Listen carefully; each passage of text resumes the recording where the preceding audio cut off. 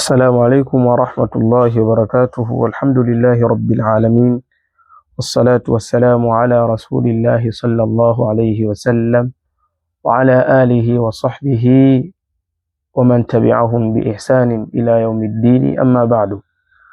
ما بعدكم شكر الله سبحانه وتعالى لكم تكي رحمة تموت محمد صلى الله عليه وسلم. Leo insha Allah tutaingia katika mlango wa 7, mlango ambao unahusiana na aqsamu al-maddi. Aqsamu al-maddi, vigawanyo vya madda. Madda tutaangalia inagawanyika sehemu ngapi, lakini pia tutaangalia kadhalika aina zake. Madda maana yake nini kilugha? Al-maddu lughatan, madda kilugha kwa maana madda kwa lugha ya Kiarabu maana yake mutlaqu ziyada. Ni hii inatafsirika kwamba ni aziada, ni kule kuzidi kwa kitu. Aziada, kuzidi kwa kitu. Kwa hiyo herufi ikiwa imezidi kitu katika herufi, ndiyo inatokea hiyo madda inapatikana katika herufi. Herufi inavutwa. Kwa mfano ba ikiwa ipo peke yake, ba kwa mfano ina fatha kama fatha, ikaongezeka mbele yake alif, ikaongezeka mbele yake alif, ba hii itavutwa. Ba alif fatha itavutwa vipi? Ba hakadha. Hii ndiyo maana ya madda kilugha. Kwa maana yake madda maana yake aziada. Lakini istilahan, kwa makubaliano ya wanazuoni wa fani hii ya tajwidi, wanasema kwamba italatu sauti ni kule kurefuka kwa sauti, biharfin min hurufi almaddi thalatha, kurefuka kwa sauti kwa moja kati ya zile herufi tatu za madda. Kati ya zile herufi tatu za madda. Herufi tatu zenyewe Sheikh atazieleza, lakini kwa haraka haraka ni alifu ambayo sakin iliyokuwa na sakna, almaftuhu ma qablaha ambayo nyuma yake imetanguliwa na fatha, au ya pili ni wau as-sakin, wau iliyokuwa na sakna, almadmumu ma qablaha ambayo nyuma yake imetanguliwa na dhamma, na ya tatu na ya mwisho ni ya sakin, ya ambayo ina sakna, almaksura au almaksuru ma qablaha, na nyuma imetanguliwa na kasra. Hizi tatu ndizo herufi za madda. Sheikh anasema akiwa anataja vigawanyo vya madda, anasema walmaddu asliyu wa far'iyyu lahu, madda kuna madda ya asili wa far'iyyu, na madda ambayo sio ya asili, yani matawi. Hii asili ndio tuseme kama ni mzizi, far'i ndio ambayo kama ni matawi inayotokana na hii ya asili ambayo ni ya mzizi. Wasami awalan tabi'iyyan wa hu, na hii ya kwanza iite jina la tabi'i, iite jina la nini? Tabi'i. Kwa maana hii maddu asli ina jina lingine inaitwa maddu tabi'i, maddu ya kimaumbile, madda ya kimaumbile. Kisha Sheikh anaendelea, anasema akiwa anaelezea hii madda ya asili, anaielezea kwa kuiarifisha kwa kusema hii madda asli ni ile ambayo mala tawaqufu lahu ala sababi, ni ile ambayo haitokei kwa kutokea sababu katika zile sababu za madda mbili. Sababu ya kwanza ambayo inafanya madda itokee katika herufi, yani izidi au itokee madda katika herufi, ni hamza au sukun.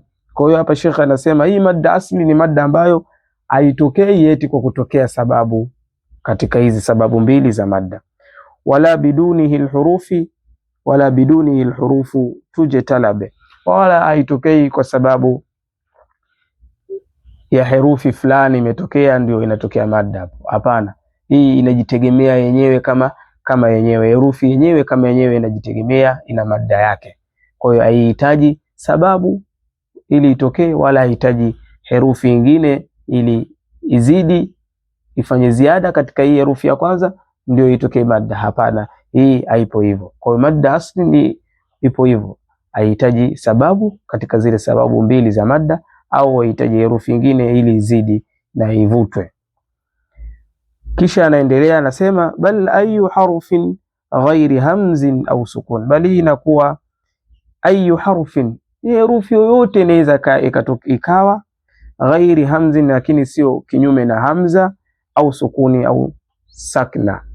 Kwa maana inaweza katokea hii madda ya asli katika herufi yoyote katika zile herufi za hijai 29 ambayo ni alif mpaka mwisho wa ya. Alif, ba, ta, tha, jim, ha, kha, dal, dhal, ra, za, sin, shin, sad, dad, ta, dha, ain, ghain, fa, qaf, kaf, lam, mim, nun, waw, ha, lam, alif, hamza, ya. Hizi herufi 29 ndo anazizungumzia. Kwa hiyo inaweza katokea moja katika hizi herufi, hiyo madda ya asli, lakini tofauti na ile hamza, katoa hamza ghairu hamzin, sio hamza wala sio nini, sio sukuni.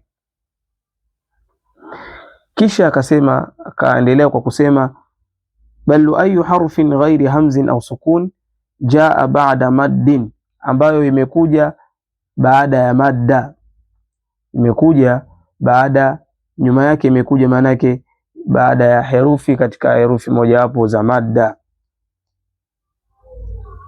Jaa baada maddin, imekuja baada ya, mbele yake moja katika herufi zile tatu za madda ambazo tumezieleza, basi hiyo itakuwa ndiyo madda fatabi'i yakuni, hiyo itakuwa ni madda tabi'i, madda ya kimaumbile au madda asli.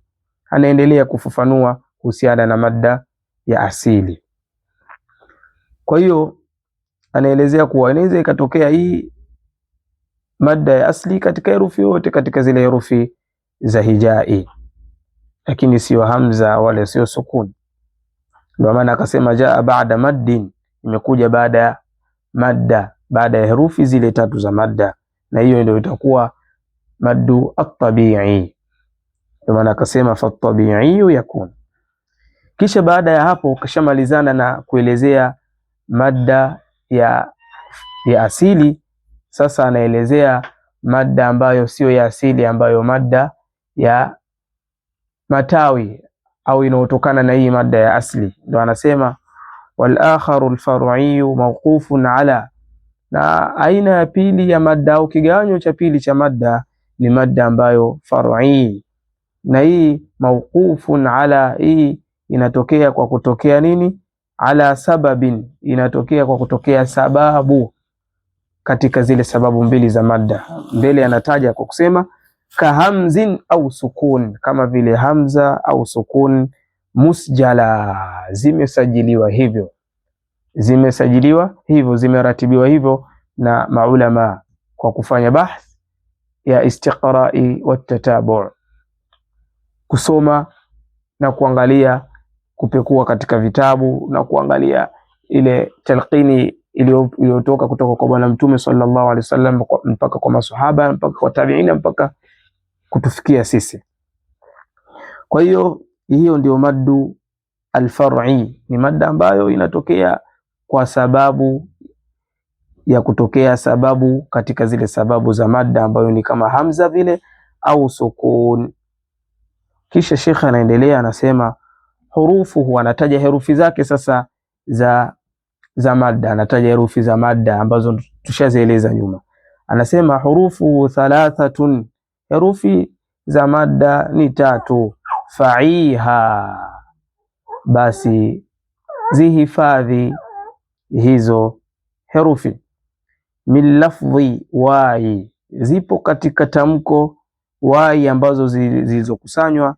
Wahya, nazo ni fi nuhiha, kwa hiyo hurufuhu thalathatun fa'iha min lafdhi wai wahya fi nuhiha, herufi zake ni tatu ambazo zimekusanywa katika neno nuhiha. Kwa maana hapo utaona kuna wau yenye sakna, nyuma imetanguliwa na dhamma ambayo nu, wau sakna nyuma imetanguliwa na nuni ambayo yenye dhamma, kwa hiyo ni wau ya madda. Herufi ya pili ya madda ha, ya yenye sakna nyuma imetanguliwa na nini, na kasra. Ya tatu ni alif ya madda, alif ya sakna, alif sakina ambayo nyuma imetanguliwa na nini, na fatha ambayo niyo ha. Kwa hiyo tumeona ya kwanza nu, ya pili hi, na ya tatu ha. Kaleta kwa mfumo huo, kwa ukakusanya katika beti hii. Kisha baada ya hapo shekhe anaelezea kwa kusema, kwa kutoa masharti kwamba hizi herufi za madda zina masharti yake. Ukiulizwa tu herufi za madda ngapi? 3, alifu, wau na ya, hapana, bali zina masharti yake ili ziwe hiyo alifu hiyo ya madda au hiyo ya hiyo ya madda au hiyo wau hiyo ya madda. Ndio anatoa masharti, anasema wal kasru qabla al ya, na kasra inabidi iwe sharti la kuwepo kabla ya ili iwe hiyo ya madda. Kwa maana ya ili iwe ya madda, ya ambayo ina sakna, nyuma lazima itangulie nini? Kasra. Wa qabla alwawi dham, lakini pia na kabla ya wau ya sakna inabidi nyuma itangulie nini? Herufi yoyote ya dhamma. Shartun, hilo ni sharti. Lakini pia anamalizia na ya tatu na anasema wa fathu, na fatha qabla alifin, lakini pia alif sakin inabidi itangulie nyuma yake herufi yoyote ambayo yenye fatha. Shartun qabla wa fathun qabla alifi yultazam, qabla ya alifu ambayo hii yultazam ulazimishwa hivyo, ulazimishwa kuwa hivyo, kwamba haya ndiyo masharti yanayolazimishwa katika herufi hizi 3 za madda. Kisha shekhe anamalizia kwa kutaja aina nyingine ya madda ambayo pia hii aina hii ya madda inaingia katika maddu far'i, madda ambayo ya matawi ambayo sio ya asili. Anasema walinu, na lin, madda ya lin minha ya wa waun sukina, ni ile ambayo lini ni ile ambayo madda ambayo minha ya ipo katika ya inatokea, wa waun na wau ambazo hiyo ya na wau sukina zilizotiwa sakna au zilizokuwa na sakna.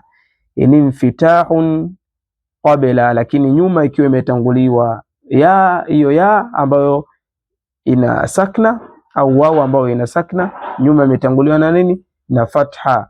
Qabla kullin ulina, kabla ya hizo zote ambazo zimetolewa ilani, zimeelezewa hivyo na wanazuoni wa tajwidi. Kwa maana madda lini, kiufupi madda lini ni madda ambayo inakuwa kuna ya sakna au kuna wau ya sakna na nyuma inatangulia nini? Fatha. Hiyo ndiyo maddu lini, ambayo hii pia ni miongoni, hii inaingia pia katika sifa, lakini hapa Sheikh ameielezea kama ni madda ambayo inayojitegemea, na hii ni inaingia katika pia katika maddu far'i, inaingia katika maddu far'i. Mfano shay, mfano wake ni huo. Kwa hiyo inshallah tutosheke na haya machache. Ila huna yakfi, wal afwa minkum. Wassalamu alaikum wa rahmatullahi wa barakatuhu.